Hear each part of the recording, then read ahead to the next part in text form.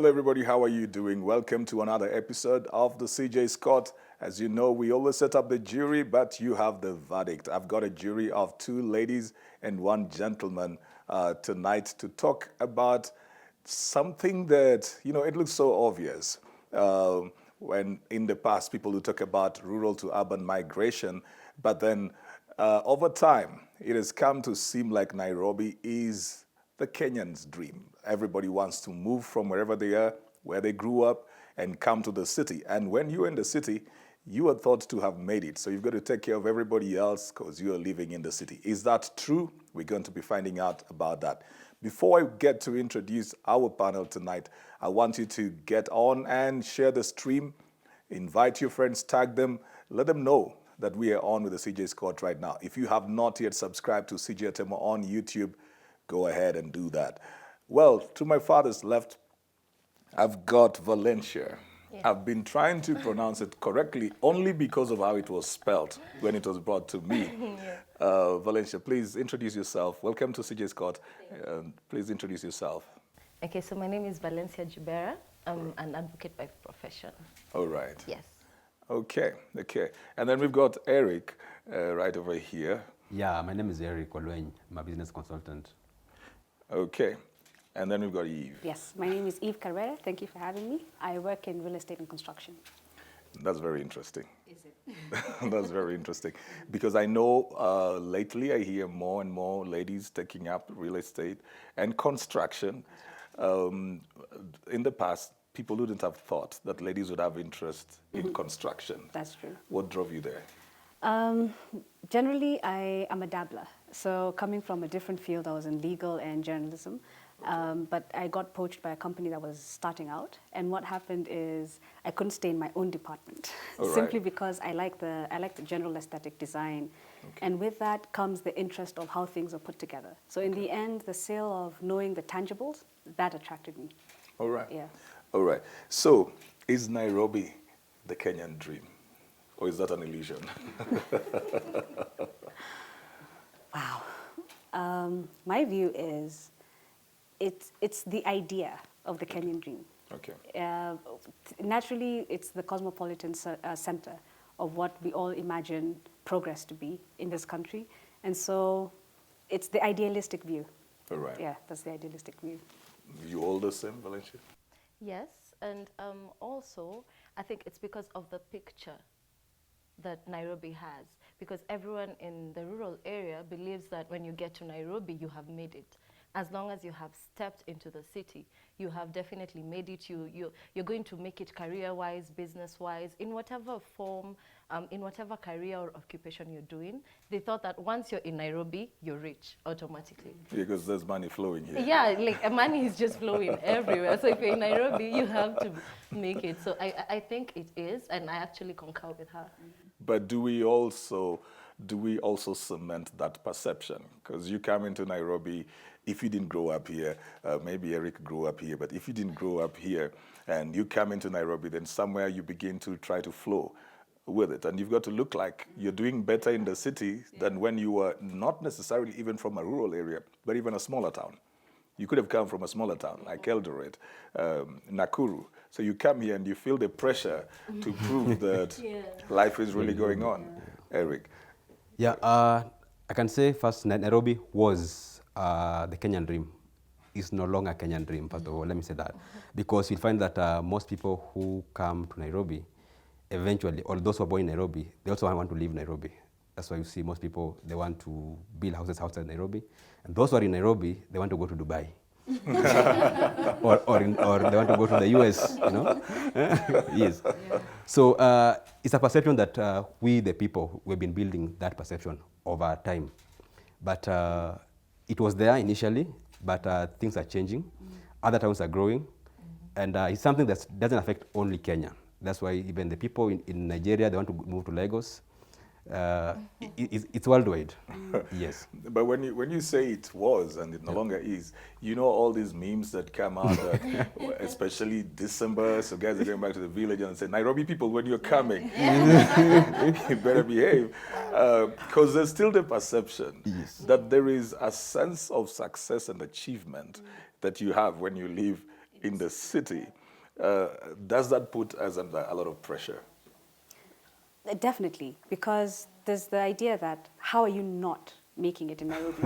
You know, that you came home and you're coming, you know, for example, if you come from up country, you can't go home to get from your parents. Right. Because they're expecting that because you're coming back, you should be bringing us something. Yes, and the idea that you're struggling out there, it leaves people with with questions of what is it exactly that you're doing or not doing Right. that others did before you and got by, but you're incapable of. Right. And it's difficult, yeah. It's causing a lot of people. It's causing people to pretend about the reality on the ground, about who they are as well. I accept it's an aspirational thing to want to live in the city and do well, Right. but there's a thin line between blind ambition and aspiring and working towards that aspiration. What are some of the dangers of that element of pressure? Because you brought in a very important aspect. If I left up country, I came into the city, they're expecting me to be doing well. So I'm just thinking from where I am, I'm just thinking, first of all, I don't want to go back home till I actually am making it. Yeah. Because I'm afraid to go back and say, look, things are not working. Yeah. But what are some of those, the effects of that kind of pressure or that kind of perception that when you're in the city, you're actually making it? I guess the first one that just comes at the top of my head is living beyond your means and living in a lot of debts. Because if I am in Nairobi, if I'm going back to the village, I have to arrive. You get? Yeah, I have to have this facade that I am doing well. So it means if I don't have a car, I will hire a car. If I don't have the right clothes, I would rather, even get Mshwari or whatever to buy clothes and buy shopping to look like I'm actually making it in the city. So I tend to live beyond my means because I want people to have this aspect, to have this picture that, hey, she's coming back and she's doing well. And then now, because when you're in the village, suddenly everyone expects you to provide. Because now that you're here, we want shopping. Your uncles and aunties and all your relatives, they're here.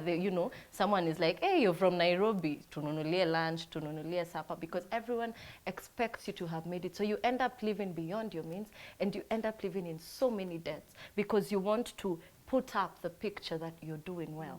As you talk about that, Eric, I'm just seeing that the social aspect to it as well is, then I want one to go.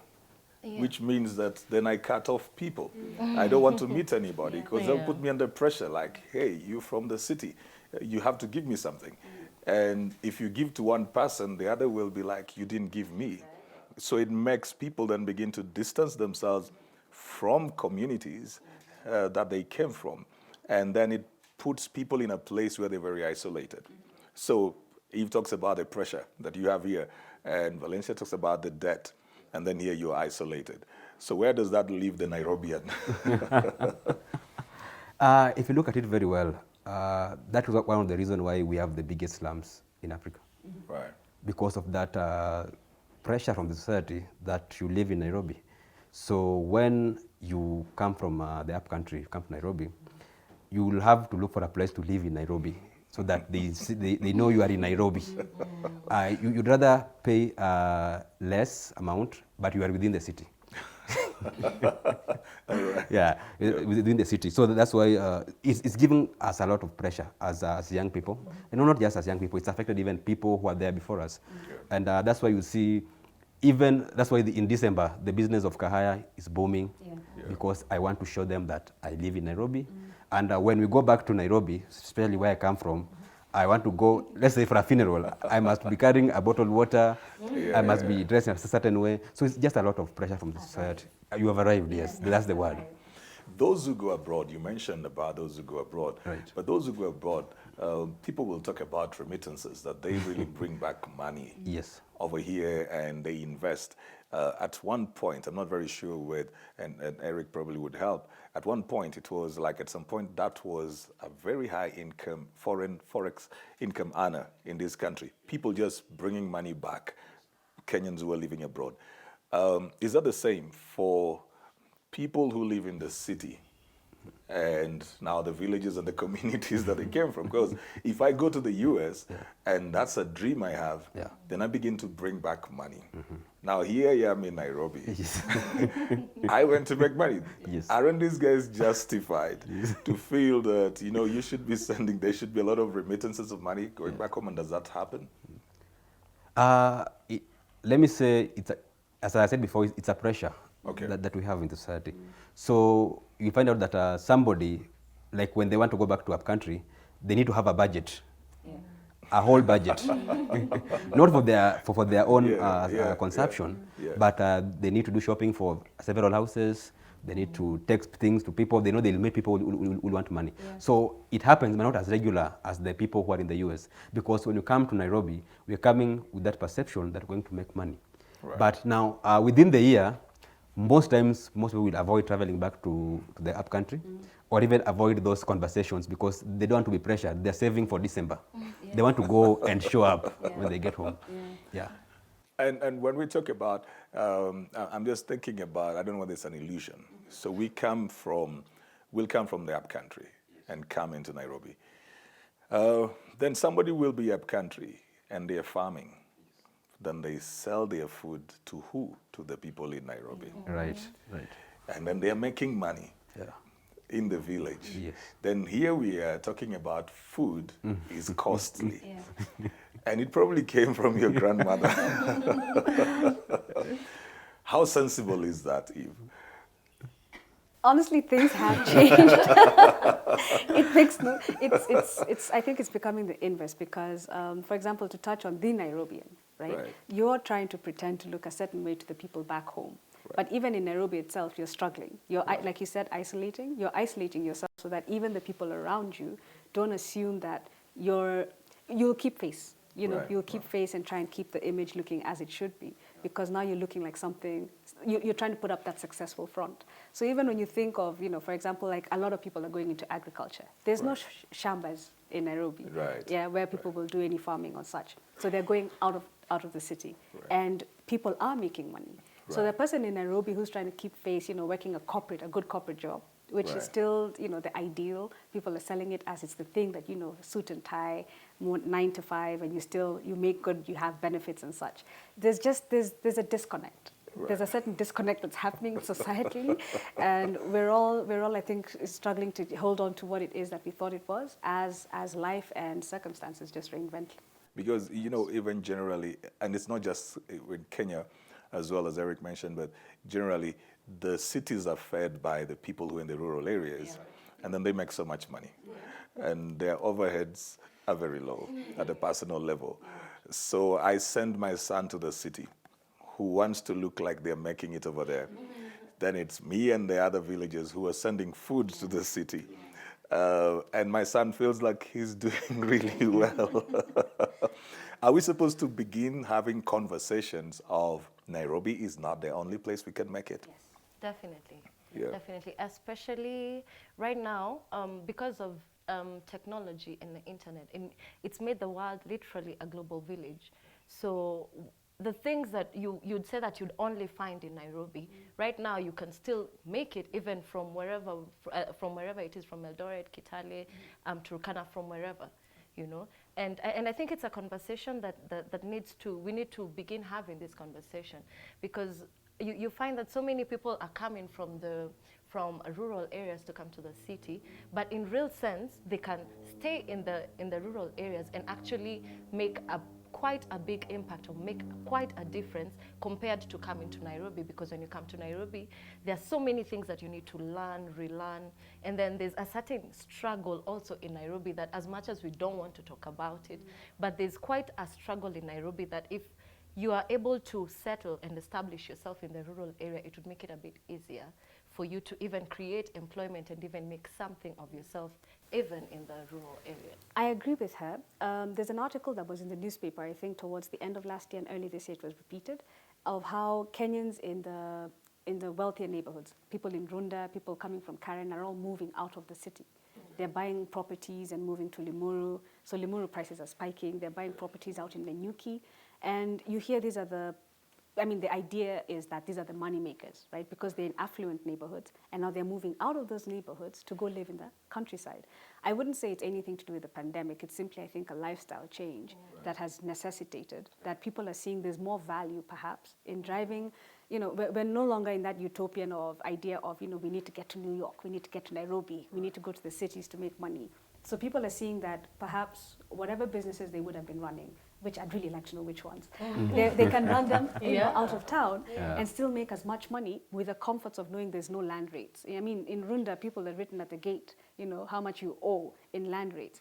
And you're trying to keep up the face that you're in this affluent neighborhood. But I'd imagine if that was my name there, I'm not, you know, I'm driving through with the window rolled up. I'm not paying, you know, because it's my house, but there's that aspect of there's so much that we've caught up with as a country.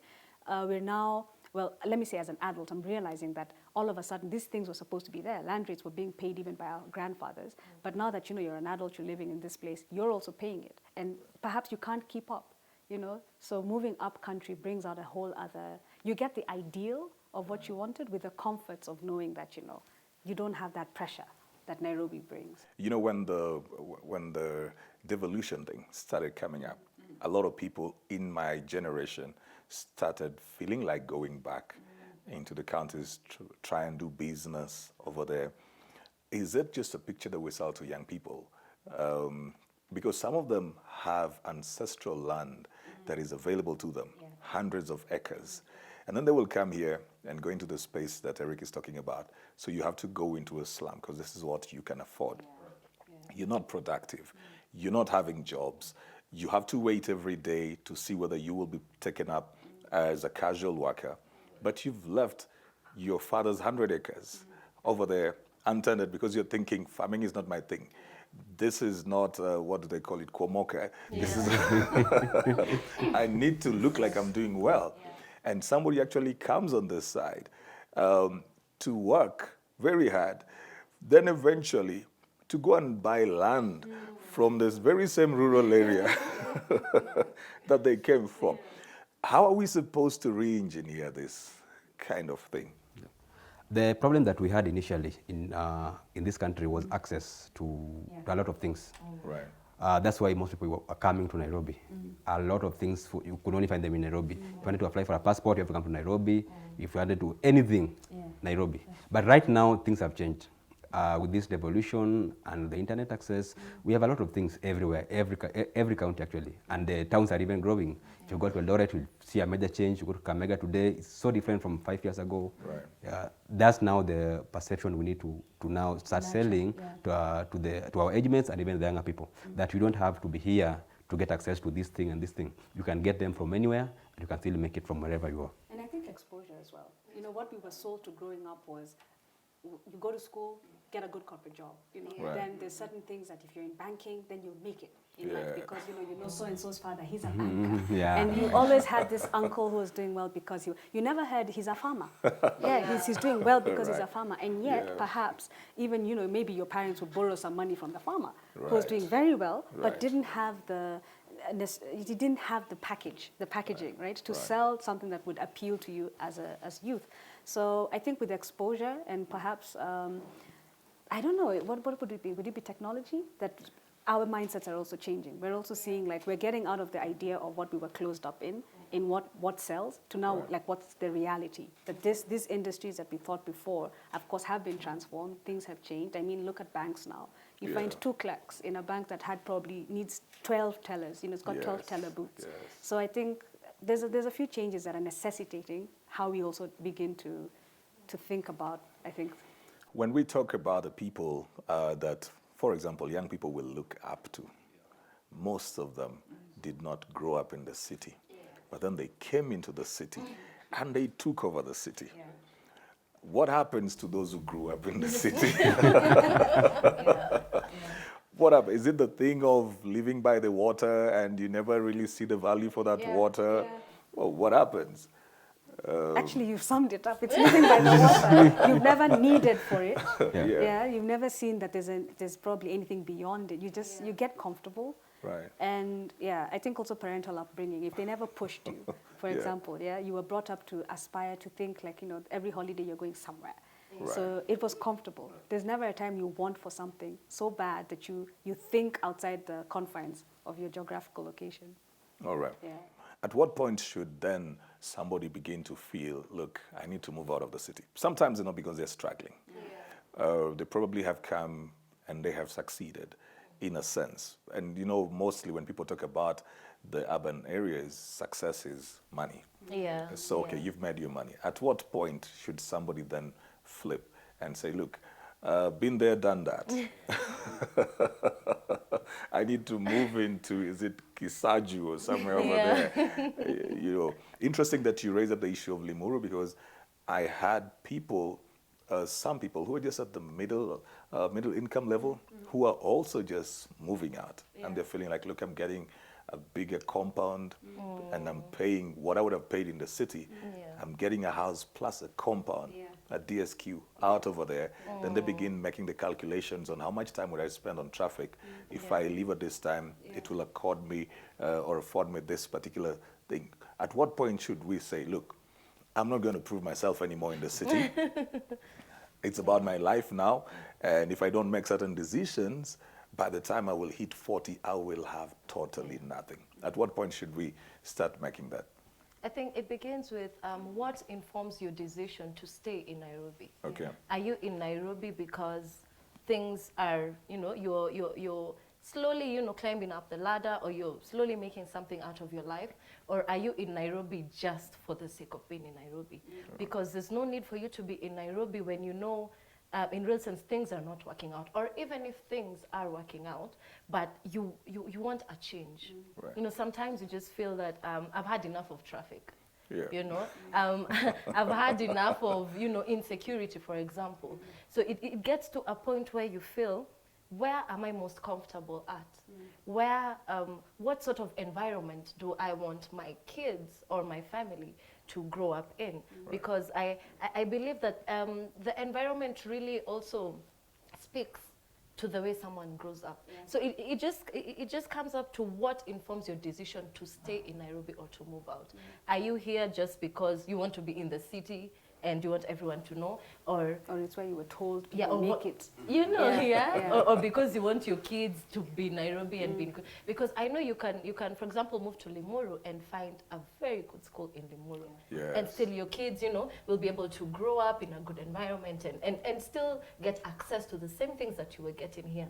Only that now, wherever it is you're from, it's easier, it's more convenient, and even when you look at it money-wise, you get to even save more, or you get more quality, and you get more value for whatever it is that you would get in Nairobi. So it gets to some of those things. So as we talk about Limuru and the expressway is being constructed, there's a possibility of a lot of people then moving into places like Machakos. Yes. Right. Yes.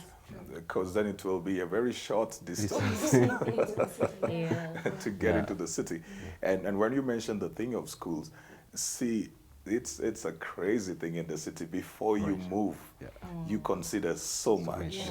And sometimes there's a good neighborhood, but then there's not the kind of school you want within the neighborhood. So the children have to go quite far, and so they're growing up with so much pressure. Whereas if I was probably in a different town setup, it would just be a community. Then I can actually commute to the city. We definitely need to have a rethink of what success is, right? Yeah, I think it's very personal in that, like you said, someone could have achieved that business success and they're like, I tick that box. Now let me go retire in the, in some lush green environment without all this pollution, and perhaps think of what the next phase is for me. But there's also, failure is also, what one person's success is could be another person's complete failure. But in that same, within the same argument, I think in the way that people would move out, I don't think there's actually a point at which it's like an agreed time in your life that you could say, okay, now this is it.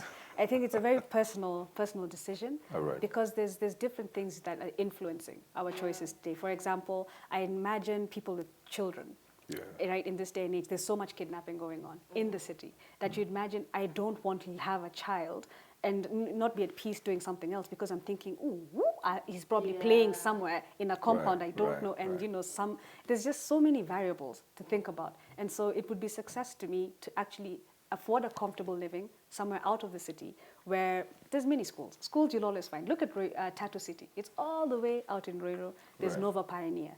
You know, there's Wood Creek. There's all these schools that are around it. But you're able to comfortably have an environment where you can raise your family, do your business. I think that to me would be success.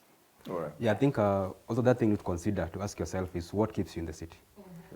Because you find out that now that we're talking about Limuru, there is something... Okay, we're not promoting Limuru. We've not been paid. to promote Limuru, yeah. Yeah. The other day I was in some conference for engineers who people were in construction. And I was surprised that most people, you find that people who have the contracts to build these houses outside Nairobi, Limuru, they get their casual laborers from Nairobi because everyone wants to be in Nairobi. There are houses in Limuru, there are houses in Ruiru, Kitengela, but everyone want to be in Nairobi. So they have the assumption that jobs are only in Nairobi. But you see, it's even more costly because these people who have these contracts, they have to ferry them from Nairobi and hire a house for them to stay. Then when they're done, they're going back to Nairobi. So why can't we go and live there where there are jobs? Because we came to Nairobi to look for jobs. Right. So if these jobs are what keeping us in Nairobi, Limuru is developing, Eldoret is developing, Ruiru, Kitengela, we can move there and how do you, no, Eric, man, how do you call folk at home and tell them you live in Limuru when they knew you were going to the city? Yeah, I think one thing that we need to look at is what do you want as a person, right? Not what other people are thinking. Because even when you are in up country, when somebody else you are in Limuru, it's still a big deal. Yeah, it's still a big deal. So that thing for big deal is what was keeping people in Nairobi actually. Yeah. But would it be the same even for people who grew up in the city? Like if I'm not getting opportunities here, and there are opportunities elsewhere, Kakamega, Eldoret, Busia, Nakuru, Narok, or something. I may have grown up here. This may have been my ecosystem. But then I'm thinking, look, there's no point to prove. I can actually move out with the skills that I have. Like I know of a classmate of mine who just went and set up her law firm in Malindi. And she's doing very well over there because probably the competition is less. So you become the top person with whatever skill you have. You'll develop a certain very loyal clientele around there because you can offer the city out over there in the village. Should we also be thinking about that? Like, look, even if you grew up in this city, you can actually move out of the city and not to go to Dubai. Yes, if you are able to survive in Nairobi, you can survive in any other town within Kenya. Because Nairobi is actually the most expensive city in this country. So if you're able to live in Nairobi, pay your rent, eat, commute, you can live anywhere else. It's the whole new, what's this term that was coined? Do local, think global. Right. I think it's the same thing, if you're moving your professional, the work that you do, or if you're able to translate it to another town, then you can also do it in another country and still achieve the same measure of success or better. All right. The blacks, for example, in South Africa, will all run into Johannesburg and they will feel like we got freedom, we attained freedom in 1994. But it is said that the people who are still running that country are the whites who went into the rural areas. And they're doing the farming, they have the gold mines, they have the copper mines and all of that. And I think that same illusion is still here. You talked about the places like Nanyuki. And probably our landlords in the village. And we are working so hard in the city to put money in the hands of the people who are in the village. And then we actually feel like we are doing better than them. That's true. That's true. That they are doing. Well, ladies and gentlemen, we could have this conversation on and on and on, but that's all the time that we have for today. I'll just allow my jury to give you one or two tips. If you have to live in Nairobi and you've got to survive here and you've got to fight for your space, I'll begin with Valencia. What are the things that somebody needs to do or think about just to survive, even as you wind? the thing that I would say is just live beyond, live within your means. Don't live beyond your means. Because so many times we get into debt and we end up struggling and we end up depressed and in situations that, we necessarily don't need to, because we want to live beyond your means. You don't need to live your life to prove to people that, you're living a certain standard. So just live within your means and be comfortable with what you have, even as you pursue to get greater. All right, Eric. All right. One thing that you need to ask yourself is, what do I want as a person? Don't live under people's pressure. And now that we're saying there are no jobs in Kenya, it means most people are going to business and in the creative industry. And if you can do that business and creative industry, you don't need to be within the city. If you can handle the same from the comfort of your house, or you need to be in the city once in a while, be comfortable, live where you can afford, and still you can make it within the country. All right. My take is define what you want as a person. We're busy mimicking and copying lifestyles that we see on social media and trying to aspire to things which we're not working towards. So it's causing all manner of mental health illnesses and, just spiking unhealthy lifestyles. So once you define what it is that you want, then you can purposely pursue it without necessarily getting out of your own lane. All right. Yes. My dream is to go and live on a hill somewhere and just be an author, and then be selling books and making money from one hill quietly. Well, I hope that this has been insightful to you, as I need to hear your thoughts, your comments. Remember to share this, subscribe to my YouTube channel as well, CJ Atemo, and also follow us, CJ Scott, on all the social media platforms as well. Till next week, keep it right here on the CJ Scott.